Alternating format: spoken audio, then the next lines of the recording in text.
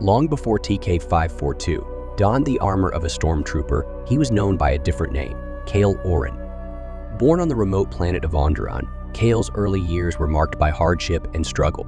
His parents, simple farmers scraping by in the harsh living conditions of their world, instilled in him a strong sense of determination and resilience. It was not long before word of Kale's abilities reached the ears of a mysterious figure known only as the Wanderer, a rogue Force-sensitive who traveled the galaxy seeking out those like himself. But the Wanderer was not a Jedi. He did not approve of their ways. Sensing potential in the young boy, the Wanderer took Kale under his wing, teaching him the ways of the Force in secret, allowing Kale to remain at home with his family. For years, Kale learned the ways of the Force, honing his skills under the guidance of his mentor. But their peaceful existence was shattered when the Empire rose to power, its iron grip tightening around the galaxy like a vice. It was not too long after the Jedi Purge that Kale's mentor was slain, and he knew that staying with his parents would only put them in danger if the Empire ever came searching for him. So Kale made a rational decision to run away, leaving him alone and adrift in a galaxy consumed by darkness. Desperate to survive, Kale sought refuge in the only place that wouldn't put others in danger, the ranks of the Imperial Stormtroopers. Donning the armor of the Empire, he buried his past deep within himself, his true identity lost beneath the facade of a loyal soldier. But try as he might to bury his connection to the Force, it remained a part of him, a constant reminder of who he truly was. And he would not lose himself. So he inscribed his name on the inside of his Imperial helmet. And as Kale rose through the ranks of the Stormtrooper Corps, his abilities remained hidden and went completely unnoticed by all of his comrades. Despite this heavy secret, Kale formed bonds with his fellow troopers. There was Dax, Ryan, and Jace. These men were more than comrades. They were his brothers. But fate, it seemed, had other plans for Kale. On a mission to suppress a rebellion on the Outer Rim, chaos erupted as stormtroopers plowed through a rebel village. Amidst the chaos, Kale found himself face to face with a civilian caught in the crossfire, a young girl no older than he had been when he first donned the armor of a stormtrooper. In that moment, as the girl's terrified eyes met his own, something within Kale stirred. A primal instinct, a whisper of the Force urging him to act. Without hesitation, he reached out and used the Force to push the girl out of danger, sending her over a barrier and into a nearby bush. But this act did not go unnoticed. Dax, Ryan, and Jace stood frozen, eyes wide with shock.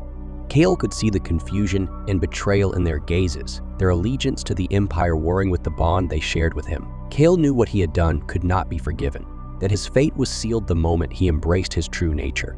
The young girl then approached Kale after the siege was over, her eyes wide with gratitude and curiosity. "Thank you," she said softly, her voice trembling. "You saved my life." Kale felt a lump in his throat. He had never been thanked in such a personal way before. "I just did what I had to," he replied, his voice muffled by his helmet. The girl looked at him with earnest eyes. "Do soldiers ever remove their helmets?" "I'd like to see the face of my hero." Kale hesitated. It was against protocol, but something in the girl's eyes, in the sincerity of her request, made him relent. He slowly removed his helmet, revealing a young man with kind, weary eyes and a hint of vulnerability. The girl smiled, her eyes twinkling as she saw the name inscribed in the inside of his helmet. "I'm Aaliyah." "Thank you, Kale." And as she walked away, Dax, Ryan, and Jace approached, their expressions a mix of confusion, anger, and sorrow. Jace's voice cracked through the comlink, filled with disbelief and sorrow. "Why Kale?" "I had to save her," Kale replied, his voice steady but filled with regret. "I couldn't let her die." Kale placed his helmet back on. Dax was the first to lower his weapon, his eyes reflecting the torment of the choice he had to make. "We can't do this, Jace. He's our brother." But Jace's face was set in stone, torn between duty and friendship. "The Empire doesn't forgive, Dax. We have our orders." Ryan's silence spoke volumes, his usually contemplative nature now a storm of inner conflict. Maybe we can find another way," but there was no time for debate. Reinforcements arrived, stormtroopers who saw only a traitor in Kale. Acting on instinct and the guidance of the Force, Kale dodged the first volley of blaster fire and used the Force to evade the incoming soldiers. He sprinted towards the dense forest bordering the village, the sounds of chaos and pursuit echoing behind him.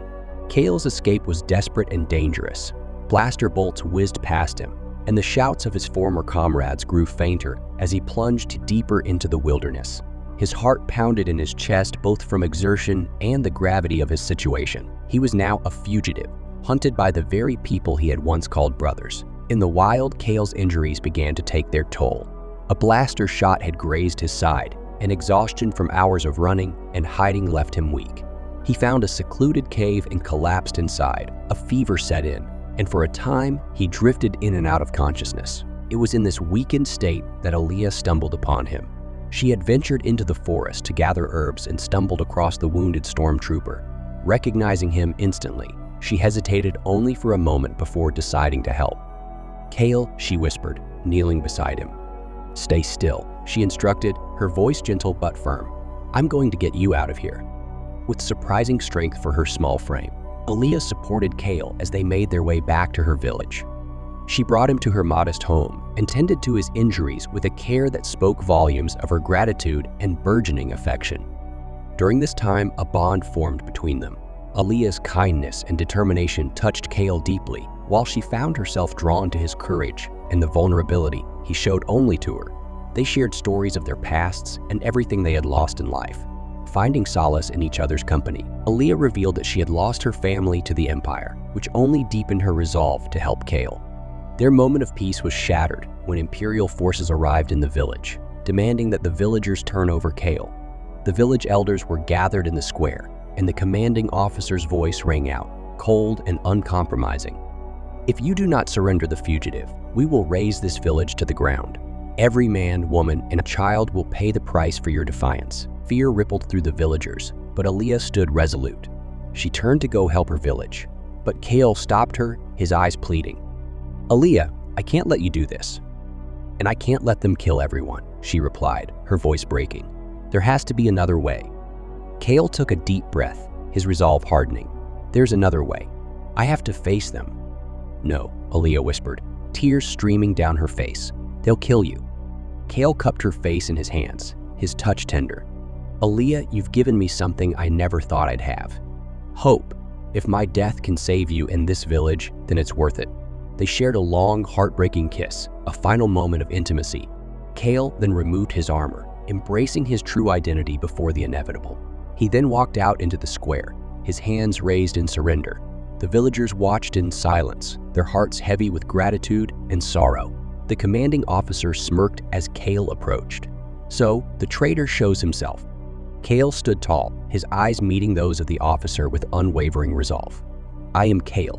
I am Force-sensitive, and I will not let you harm these people." Without a moment's hesitation, the officer gave the order, and blaster bolts fired from the three nearest troopers, none other than Dax, Ryan, and Jace. Cale fell to the ground, his body lifeless. Aaliyah ran to his side, cradling his head in her lap, her sobs echoing through the silent village. Aaliyah held him close, whispering words of love and gratitude, knowing that she would carry his memory with her for the rest of her life. Those who heard his story found the courage to stand against oppression, to believe in the possibility of a brighter future.